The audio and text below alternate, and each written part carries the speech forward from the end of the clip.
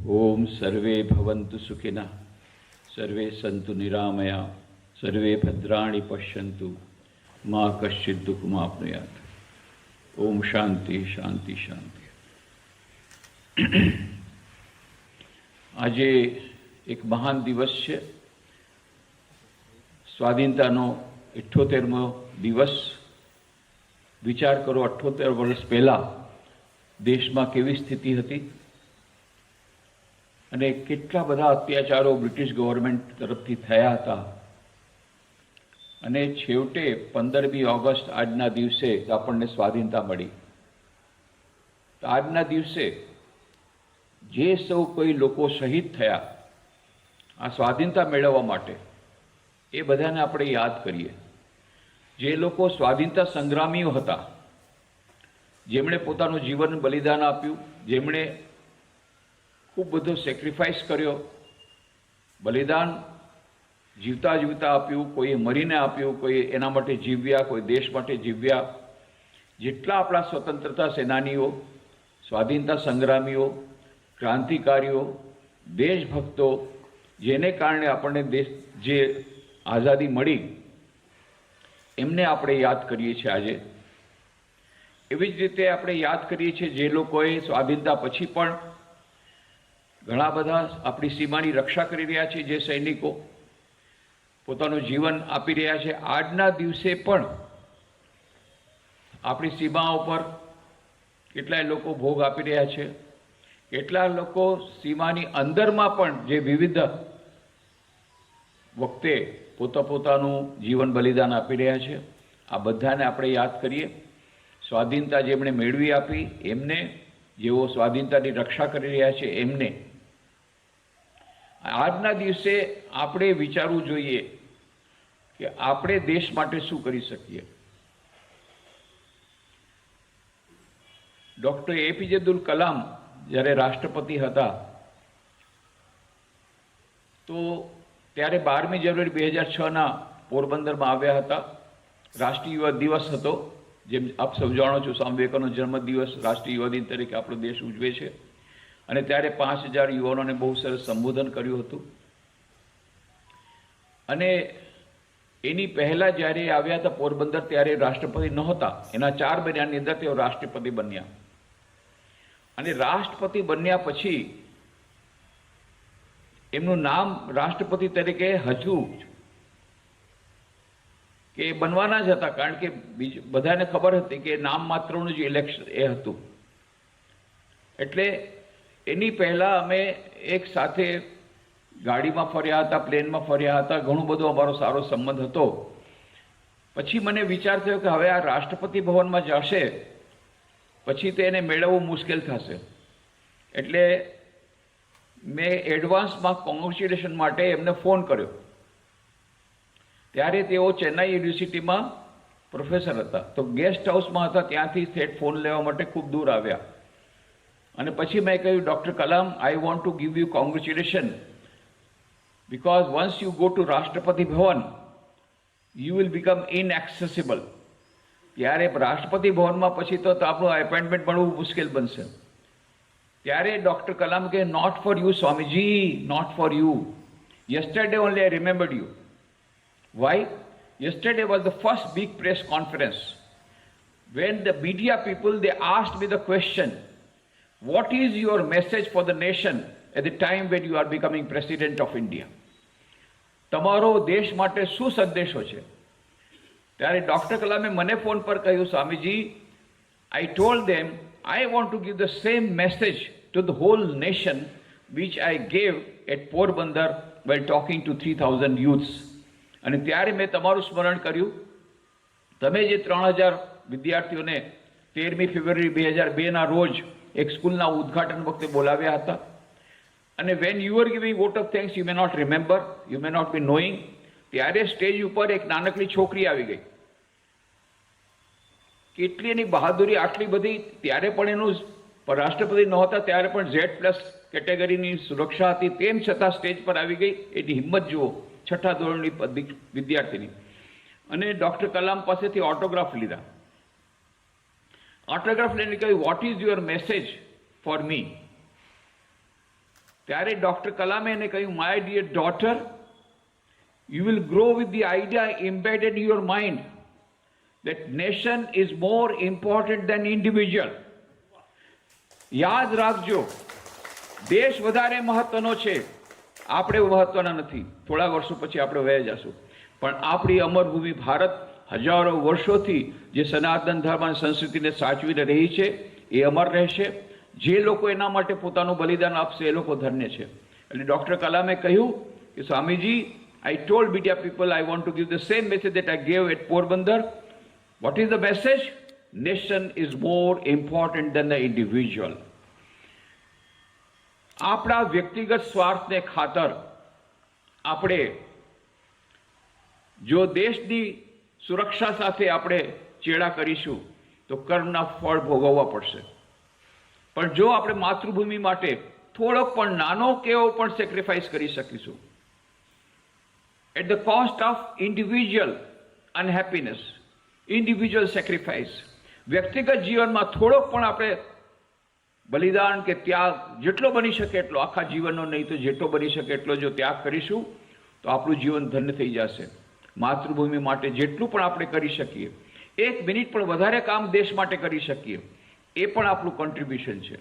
આપણે પોતપોતાની જગ્યાએ આપણે વિચારવાનું છે, what can I do for the nation, not at આપણે દિવસ રાત એ જ વિચારીએ છીએ what nation is doing for me.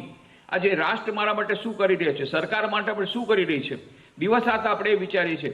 But never the thought has come to us, what can I do for the nation. હું મારી રીતે જ્યાં છું તે જગ્યાએ, I may be just a labourer, I must be an ordinary worker, I may not be CEO of a multinational company, doesn't matter. મારું પણ એક કન્ટ્રીબ્યુશન છે. આજે દેશમાં આપણે આપણા માનનીય પ્રધાનમંત્રીશ્રીએ એક સ્વપ્ન આપ્યું છે. જે સ્વપ્ન સ્વામી વિવેકાનંદ 1897 આપ્યું હતું એની પાછી યાદ દેવડાવીને આપણને બીજું સ્વપ્ન આપ્યું છે. બાય 2047 આપણે 100 વર્ષ જ્યારે ઉજવી રહ્યા હોય ત્યાં સુધીમાં India must become a developed country, વિકસિત ભારત. ડૉક્ટર કલામે પુસ્તક લખ્યું હતું India 2020 vision of the new millennium. એ તો ચાહતા હતા 2020 સુધીમાં વિકસિત ભારત બને, પણ એ ન બની શક્યું. પણ 2047 સુધીમાં કમસે કમ આપણે વિકસિત ભારત બનીએ. પણ ભલે આપણે હજી વિકસિત ભારત નથી બન્યા, પહેલા કરતા અત્યારે ઘણા આગળ વધી રહ્યા છીએ. Already we are now the 5th largest economy of the world. આખા વિશ્વમાં 5મી મહાન આર્થિક સત્તા આપણે થઈ ગયા છીએ. અને very soon, within 5 years we can become the 3rd largest economy of the world. એ બધા ઇકોનોમિસ્ટ લોકો કહે છે 3rd largest economy of the world થઈ જશે. At the same time $5 trillion જે આપણું સ્વપ્ન હતું 5 વર્ષ પહેલા, that is going to be fulfilled. $5 trillion economy તરત જ થઈ જવાની છે. આપણો દેશ આગળ વધી રહ્યો છે, એને હજી આગળ વધારવાનો છે, અને એમાં આપણે પોતપોતાની રીતે પોતાનું કોન્ટ્રીબ્યુશન કરવાનું છે. જો આપણે વિકસિત ભારત તરફ આગળ કૂચ કરી રહ્યા છીએ તો જે લોકોએ સ્વાધીનતા માટે પોતાનું જીવન બલિદાન આપ્યું એને આજે સ્મરણ કરીએ છીએ. અને એ સ્મરણ કરવાથી નહીં થાય, એમને શ્રદ્ધાંજલિ દેવાથી નહીં થાય. બેસ્ટ શ્રદ્ધાંજલિ, સર્વશ્રેષ્ઠ શ્રદ્ધાંજલિ ત્યારે થશે કે જ્યારે આપણે પણ પોતાના જીવનમાં થોડોક ત્યાગ સ્વીકાર કરીએ, આપણે આપણા દેશ માટે થોડીક સેવા વધારે કરીએ, થોડો પરિશ્રમ વધારે કરીએ. ફોર એક્ઝામ્પલ, આજે તમે બધા જે અહીંયા વર્કર્સ છો, અહીંયા વર્કર્સ કેન કન્ટ્રીબ્યુટ એ લોટ. આજે ગ્લોબલાઇઝેશનનો જમાનો આવી ગયો, ઇકોનોમિક ફ્રન્ટમાં ગ્લોબલાઇઝેશન આવી ગયું છે, લિબરલાઇઝેશન આવી ગયું છે, આખી ઇકોનોમી ઓપન માર્કેટ થઈ ગઈ છે. હવે કઈ કંપનીઓ સર્વાઈવ કરશે? જે કંપનીઓ પ્રોડક્ટિવિટીને વરેલી છે, ઉત્પાદકતાને વરેલી છે, માત્ર પ્રોફિટેબિલિટી નહીં પણ ઉત્પાદકતાને જે વરેલી છે, એ જ કંપનીઓ પ્રોસ્પર થશે, એ જ કંપનીઓ ટકશે. બાકી બધી વાઇપ આઉટ થઈ જશે. Why? Because of the tough competition. જે માલ તમે 10 રૂપિયામાં વેચો છો, ચાઇના એને 5 રૂપિયામાં વેચશે તો તમે વર્લ્ડ માર્કેટમાં તમે નહીં વેચી શકો. અને જે પ્રોડક્ટ તમે બનાવી રહ્યો છો ત્યારે 10 રૂપિયામાં, એનાથી વધારે સારી ક્વોલિટીનું પ્રોડક્ટ જો જાપાન વેચતું હશે તો પણ નહીં ટકી શકો. Without compromising with the quality we have to reduce the cost of production. અને એ ત્યારે થશે કે જ્યારે પ્રોડક્ટિવિટી વધશે. એ ક્યારે વધશે? જ્યારે આપણા બધા જ જે કંઈ છે ફ્રોમ ટોપ ટુ બોટમ, એ પછી ચેરમેન હોય, મેનેજિંગ ડાયરેક્ટરથી માંડી, જનરલ મેનેજરથી માંડી, સુપરવાઇઝરથી માંડી અને વર્કર્સ સુધીના બધા જ પ્રોડક્ટિવિટીનું એક ઓથ લે. જે ઓથ લીધી છે એ ઓથમાં એવું છે કે આપણે મારા કર્મ માટે આપણે જ્યારે જવાબદાર રહેશું તો પોતાની મેળે પ્રોડક્ટિવિટી વધશે. વર્ક ઇઝ વર્શિપ, કર્મ એ જ પૂજા છે. અને જે ભગવદ્ ગીતામાં જે વાત કરી છે કે યોગ કર્મશુ કૌશલમ બુદ્ધિયુક્તો જહાતિહ ઉભે સુકૃત દુષ્કૃતે તસ્માત યોગાય યુજસ્વ યોગ કર્મશુ કૌશલમ. આજે આપણે જાપાન પાસેથી TQM ની વાતો સાંભળી રહ્યા છીએ, total quality management, zero defect, અને આપણે કહી રહ્યા છીએ ના જાપાનીઝ મેનેજમેન્ટ આપણે સ્વીકારવું જોઈએ. That is the third way of management. Management ક્ષેત્રમાં third way of management Japan આવી, એનાથી ઘણા બધા પરિવર્તનો થયા આખી માર્કેટમાં. First way was the British style of management with work measurement. Taylor's method of work measurement was in vogue. Second wave of management was American style of management when Peter Drucker became the guru of all. Third wave of management was the Japanese style of management when TQM, zero defect, became in vogue. And now, very slowly, the fourth wave of management is coming all over the world, not only in India. આખા વિશ્વમાં અત્યારે ભારતીય સંસ્કૃતિ પર આધારિત, Indian Ethos પર આધારિત fourth wave આખા વિશ્વમાં આવી રહી છે. ઘણી બધી કંપનીઓ અમેરિકામાં વેદાંતનો સ્વીકાર કરી રહી છે, યોગનો સ્વીકાર કરી રહી છે. ખાસ કરીને સ્ટ્રેસ મેનેજમેન્ટ એક બહુ મોટી સમસ્યા આવી ગઈ છે એટ ઓલ લેવલ્સ. અને ત્યારે સ્ટ્રેસ મેનેજમેન્ટ માટે વુડુ ડોઝ, હેડ ડાયરીઝ, પંચિંગ બેગ્સ, આવા બધા જે temporary methods of stress management કામ નથી કરી રહ્યા, ત્યારે પરમાનન્ટ સ્ટ્રેસ મેનેજમેન્ટના ઉપાય તરીકે યોગ અને ધ્યાન અને કર્મયોગ તરફ વળી રહ્યા છે આખા વિશ્વના લોકો. ત્યારે આપણે ભારતે માત્ર વિકસિત ભારત નથી બનવાનું, પણ સ્વામી વિવેકાનંદે અમેરિકાથી આવીને અમેરિકામાં વિશ્વ વિજય મેળવ્યો. આપણે જાણીએ છીએ શિકાગો વિશ્વ ધર્મ સભામાં એમણે પોતે સનાતન ધર્મનો ઝંડો ફરકાવ્યો 11મી સપ્ટેમ્બર 1893ના રોજ. પછી 3.5 વર્ષો સુધી એમને ત્યાં રોકાવું પડ્યું. યોગ, ચારે યોગો પર એમણે પ્રવચનો આપ્યા, રાજયોગ, ભક્તિયોગ, જ્ઞાન યોગ, કર્મયોગ, વેદાંત પર પ્રવચનો આપ્યા. અને 3.5 વર્ષો પછી 1897માં જ્યારે સ્વામી વિવેકાનંદ પાછા આવ્યા ત્યારે એમનું સ્વાગત એવું જ થયું, એવી જ રીતે જેવું એક વિશ્વ વિજેતાનું સ્વાગત થયું છે. અને એ સ્વાગતના ઉત્તરમાં એમણે જે અગ્નિમય ભાષણો આપ્યા છે અત્યંત પ્રેરણાદાયી. અને એ ભાષણમાં એમણે શું કહ્યું હતું કે મંત્ર આપ્યો હતો, ઉત્તિષ્ઠત જાગ્રત પ્રાપ્ય વરાન નિબોધત. ઉઠો, જાગો અને ધ્યેય પ્રાપ્તિ સુધી મંડ્યા રહો. Arise, awake and stop not till the goal is reached. અને એમણે કહ્યું હતું 1897 ભાષણમાં, એ યુગદ્રષ્ટા હતા, ભવિષ્યવેતા નહોતા. એમણે જે વાતો કરી બધી સાચી કરી, બધી સાચી પડી છે. એમાં એક વાત એમણે હતી 1897માં કહ્યું હતું 50 વર્ષની અંદર ભારત સ્વાધીન થશે યુદ્ધ કર્યા વગર. કોઈ કલ્પના નહોતી કરી કે ભારતની સ્વાધીનતાની વાત તો કોઈ કરી નહોતી. ગાંધીજી 1915માં આવ્યા તો 1942માં ક્વિટ ઇન્ડિયા મુવમેન્ટ પછી જ લોકો સ્વાધીનતાની વાત કરતા. ત્યાં સુધી બ્રિટિશ ગવર્મેન્ટ પાસેથી અધિકારો મેળવવાની જ વાત હતી. પણ 1897માં સ્વામી વિવેકાનંદે કહ્યું હતું, liberty is the first condition of growth. જો ભારતે આગળ વધવું પડશે તો ભારતે સ્વાધીન થવું પડશે. અને 50 વર્ષની અંદર ભારત સ્વાધીન થશે. એના માટે શું કરવું પડશે? આગામી 50 વર્ષો સુધી બાકી બધા દેવી દેવતાઓને ભૂલી જાઓ. એક માત્ર દેવી છે જેની આપણે આરાધના કરવાની છે, એ છે આપણી ભારત માતા. અને એ જે ભારત માતાની સેવા કરવા સાથે જે એમણે આહ્વાન આપ્યું હતું, એ આહ્વાન કરીને, એ જે પુસ્તકો વાંચીને આપણા દેશના કેટલા બધા દેશભક્તોએ પોતાનું જીવન સમર્પિત કરી દીધું. એક વિદ્યાર્થી 9મા ધોરણમાં ભણતો હતો કટકની હાઈસ્કૂલમાં, એના હાથમાં સ્વામી વિવેકાનંદ પુસ્તક આવ્યું અને એમણે પોતે સંકલ્પ કર્યો, મારું આખું જીવન હું બલિદાન આપી દઈશ ભારત માટે. પાછળ તેનું નામ થયું નેતાજી સુભાષચંદ્ર બોઝ. આપણા દેશના જેટલા મહાન દેશભક્તો, મહાન ક્રાંતિકારીઓ, નેતાજી સુભાષચંદ્ર બોઝ, ડોક્ટર રાધાકૃષ્ણન, પંડિત જવાહરલાલ નહેરુ, ચક્રવર્તી રાજગોપાલાચાર્ય, શ્રી અરવિંદો, મહાત્મા ગાંધી, આ બધાના પ્રેરણા સ્ત્રોત હતા સ્વામી વિવેકાનંદ. ગાંધીજી કહ્યું હતું, મેં પોતે સ્વામી વિવેકાનંદ ગ્રંથો વાંચ્યા છે, અને સ્વામી વિવેકાનંદ ગ્રંથો વાંચ્યા બાદ મારામાં એની દેશભક્તિ 1000 ગણી વધી ગઈ. અને સ્વામી વિવેકાનંદનું સ્વપ્ન જે હતું, એમણે કહ્યું હતું 50 વર્ષની અંદર ભારત સ્વાધીન થશે. યુદ્ધ કર્યા વગર કોઈ કલ્પના નથી કરી. અસહયોગ આંદોલન તો 1915માં ગાંધીજી આવ્યા પછી થયું, પણ સ્વામીજીએ જે વાત કરી સાચી પડી. 1897 એમ કહ્યું તો 50 વર્ષની ભારત સ્વાધીન થશે, અને ઠીક 50 વર્ષો પછી ભારત સ્વાધીન થઈ ગયું 1947માં, ઠીક 50 વર્ષો પછી. પણ સ્વાધીનતા પછી શું થયું? સ્વાધીનતા પછી આપણે સ્વામી વિવેકાનંદનો દેશભક્તિનો સંદેશો ભૂલાવી દીધો અને આપણે પોતાના સ્વાર્થમાં રાચવા લાગ્યા. મેં, મેરી બીવી, મેરા બચ્ચા, મેરા મકાન, દેશ જાય ભાડવે. આ બધા પાસેથી હું સાંભળું છું. જેટલા યુવા સંમેલનમાં જાઉં, યુવાનોને પૂછું છું, ભાઈ જીવનનો ઉદ્દેશ શું છે? ઉદ્દેશ શું છે? બસ कैरियर डेवलप करूंगा, पैसा कमाऊंगा, पैकेज होगा, फिर पैसा कमाऊंगा, मजा करूंगा. देश का क्या होगा? देश जाए भाड़ में. समाज का क्या होगा? समाज जाए भाड़ में. પછી હું પૂછ્યું, अच्छा भैया सुनो, तुम्हारा देश भाड़ में जाएगा, तुम्हारा समाज भाड़ में जाएगा, तुम कहाँ जाओगे? तुम भी भाड़ में जाओगे. इतना तो सोचो. આપણે વિચારતા નથી. જો આપણો દેશ ખાડે જશે તો આપણે પણ ખાડે જશું. આપણે દેશને માટે જો નહીં કરીએ તો દેશમાં કંઈ પણ થશે તો એની અસર થવાની છે. આજે બાંગ્લાદેશમાં કેટલા બધા હિન્દુઓ કેટલો બધો બિઝનેસ વધાર્યો, કેટલા મોટા શોરૂમ, આજે શું હાલત છે? બધી ખતમ.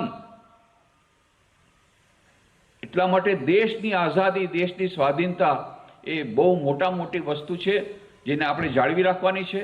અને સ્વામી વિવેકાનંદે જે કહ્યું હતું, ઉઠો જાગો લક્ષ્ય પ્રાપ્તિ સુધી મંડ્યા રહો, પણ આપણે સ્વાધીનતા પ્રાપ્ત કરી અને પછી પાછા સૂઈ ગયા. સ્વામી વિવેકાનંદ નહોતું કહ્યું ઉઠો જાગો ને સૂઈ જાઓ. સ્વામીજી કહ્યું હતું ઉઠો જાગો ને ધ્યેય પ્રાપ્તિ સુધી મંડ્યા રહો. અને ધ્યેય શું હતું? માત્ર રાજનૈતિક સ્વાધીનતા સ્વામી વિવેકાનંદનું ધ્યેય નહોતું. તો શું કહ્યું હતું સ્વામી વિવેકાનંદ? સ્વામીજી કહ્યું હતું, India shall conquer the whole world by spiritual culture. Bharat સમસ્ત વિશ્વ પર વિજય પ્રાપ્ત કરશે, ન્યુક્લિયર બોમ્બ દ્વારા નહીં, પોતાની આધ્યાત્મિક સંસ્કૃતિ દ્વારા. શા માટે? કારણ કે સમસ્ત વિશ્વના લોકો મનમાં અશાંતિ છે, આત્મહત્યા કરી રહ્યા છે, ડ્રગ એડિક્ટ બની રહ્યા છે, એને કોણ બચાવશે? ત્યાં સુધી કે ચાઇનાથી આખું ડેલિગેશન આવ્યું હતું હમણાં બેલુર મઠમાં કે સ્વામીજી અમારા યુથને બચાવો, ત્યાં વેલ્યુ એજ્યુકેશન શરૂ કરો. સ્વામી વિવેકાનંદનું કેરેક્ટર બિલ્ડિંગ મેસેજ છે, ત્યાં અમારે ચાઇનામાં જરૂર છે, અમારા યુથ બધા ડ્રગ એડિક્ટ બની રહ્યા છે અને બધું અમારું સમાપ્ત થઈ રહ્યું છે. ચાઇના જેવા કોમ્યુનિસ્ટ કન્ટ્રીમાં પણ આજે હવે એ લોકો વેલ્યુ એજ્યુકેશનની વાતો કરી રહ્યા છે. ત્યારે આપણે ભારતમાં બહુ જરૂરી છે આપણા યુવાનોને બચાવીએ, આપણા દેશના લોકોને બચાવીએ. અને સ્વામી વિવેકાનંદે જે કહ્યું હતું, આજે જો 21મી જૂન થી અત્યારે ઇન્ટરનેશનલ યોગા ડે શરૂ થઈ ગયો. ભારતના પ્રાઇમ મિનિસ્ટરે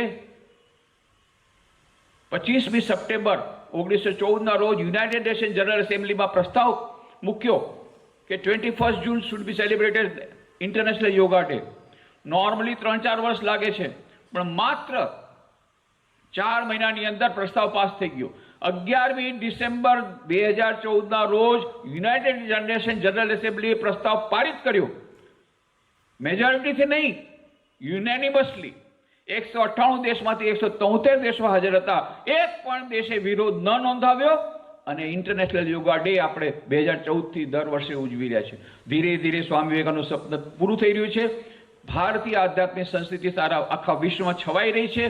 અને ભારત ફરી પાછું જેવું પ્રાચીનમાં વિશ્વગુરુ હતું, પ્રાચીનમાં સોને કે ચીડિયા હતું, પ્રાચીનમાં આર્થિક ક્ષેત્રે, આધ્યાત્મિક ક્ષેત્રે, સાંસ્કૃતિક ક્ષેત્રે, શૈક્ષણિક ક્ષેત્રે, બધા ક્ષેત્રોમાં, વિજ્ઞાનના ક્ષેત્રે, ટેકનોલોજીના ક્ષેત્રે, દરેક ક્ષેત્રમાં, સ્કલ્પચરમાં, ઇન્ડિયા આર્ટ્સમાં, મ્યુઝિકમાં, દરેકમાં આગળ હતું, એક નંબરનું હતું. ફરીથી આ બનવાની તૈયારી ચાલી રહી છે. પણ એ પોતાની મેળે ભારત થશે જ મહાન. પણ જો આપણે પોતાનું નાનકડું પણ એમાં પોતાનું યોગદાન આપશું તો આપણે ધન્ય થઈ જશું. આપણે એના માટે નિમિત્ત બનશું, નાનકડા નિમિત્ત બનશું. તો આપણે અત્યારે શું કરવાનું છે? હું જ્યાં છું ત્યાંથી હું દેશ માટે શું કરી શકું? સ્વામી વિવેકાનંદના એક અમેરિકન શિષ્ય હતા, મિસ બેકલાઉડ. એકવાર એમણે સ્વામીજી કે, સ્વામી, હાઉ કેન આઈ સર્વ યુ? હું તમારી સેવા કરવા માંગુ છું, હું કેવી રીતે તમારી સેવા કરી શકું? સ્વામીજી એમ ન કહ્યું કે મારા માટે સારો ડ્રેસ બનાવી દો. સ્વામીજી એમ પણ ન કહ્યું કે મારા માટે થોડા પૈસા આપો. નહીં, એમણે શું કહ્યું? સ્વામીજી શું માગ્યું? સ્વામીજી કહ્યું, લવ ઇન્ડિયા, ભારતને પ્રેમ કરો. એક અમેરિકન શિષ્યને કહ્યું છે ભારતને પ્રેમ કરો. તો આપણે તો ભારતમાં વસીએ છીએ. આપણા માટે સ્વામી વિવેકાનંદ એક જ સંદેશ છે આજના દિવસે, લવ ઇન્ડિયા, ભારતને પ્રેમ કરો. અને ભારતને પ્રેમ કરો માત્ર ભારતીય તિરંગાને પ્રેમ કરો એટલું નહીં, ભારતના તિરંગા ઝંડાને પ્રેમ કરો એટલું નહીં, ભારતીય સંસ્કૃતિને પ્રેમ કરો એટલું નહીં, ભારતના લોકોને પ્રેમ કરો. ભારતના ખાસ કરીને ગરીબ અને પદદલિત લોકો છે, જે લોકો દુઃખી છે, એ લોકોની સેવા કરો. અને આપણા દેશને મહાન બનાવવા માટે પોતાનું યત્કિંચિત ફાળો આપો. આ જ લવ ઇન્ડિયા છે ઇન પ્રેક્ટિસ. માત્ર બોલવાથી નહીં થાય. ઠીક છે, દેશભક્તિના ગીતો આપણે વર્ષમાં 2 વાર સાંભળવા મળે છે આપણને, 15મી ઓગસ્ટ અને 26 જાન્યુઆરી. બાકી બધા દિવસે ફિલ્મોના બીજા ગીતો થતો હોય છે. નહીં, આપણે it should become our life. આપણા દેશ પ્રત્યેની ભક્તિ એ અક્ષુણ્ણ એની જ્વાલા, એની જ્યોત જલવી જોઈએ દર વખતે. અને લવ ઇન્ડિયાનો આપણનો મેસેજ છે સ્વામી વિવેકાનંદ જેમણે આપ્યો હતો, એને આપણે સ્મરણ કરી પોતાનું યત્કિંચિત. ફોર એક્ઝામ્પલ, તમે લોકો અહીંયા ફેક્ટરીમાં કામ કરો છો. જો ફેક્ટરીમાં તમે પોતે કર્મ એ પૂજા છે એ પ્રમાણે તમે લ્યો, કર્મને પૂજા તરીકે લ્યો અને ફૂલ ડેડિકેશનથી તમે કામ કરો વિથ 100% ક્વોલિટી, 0 ડિફેક્ટ, તો શું થશે? પ્રોડક્ટિવિટી વધશે. પ્રોડક્ટિવિટી વધશે તો તમારી કંપનીમાં પ્રોફિટ વધારે થશે, તો એનો શેર તમને મળશે. અને જો ઊંધું થશે, તમે પ્રોડક્ટિવિટી નહીં વધારો, કંપની બંધ થશે, તમે જોબલેસ થશો. તો તમારું અને કંપની, આ તો મેં નાનકડું ઉદાહરણ આપ્યું. અને કંપની જો સર્વાઈવ નહીં થાય, આવી બધી કંપનીઓ જો બંધ થશે, તો ભારતની ઇકોનોમી પર એની અસર પડશે. ઇનડાયરેક્ટલી તમે પરોક્ષ રીતે ભારતની ઇકોનોમી વધારવામાં, ભારતને ઇકોનોમિક જાયન્ટ બનાવવામાં, ભારતને ઇકોનોમિક સુપર પાવર બનાવવામાં તમે પોતાનું કન્ટ્રીબ્યુશન આજે આપી રહ્યા છો.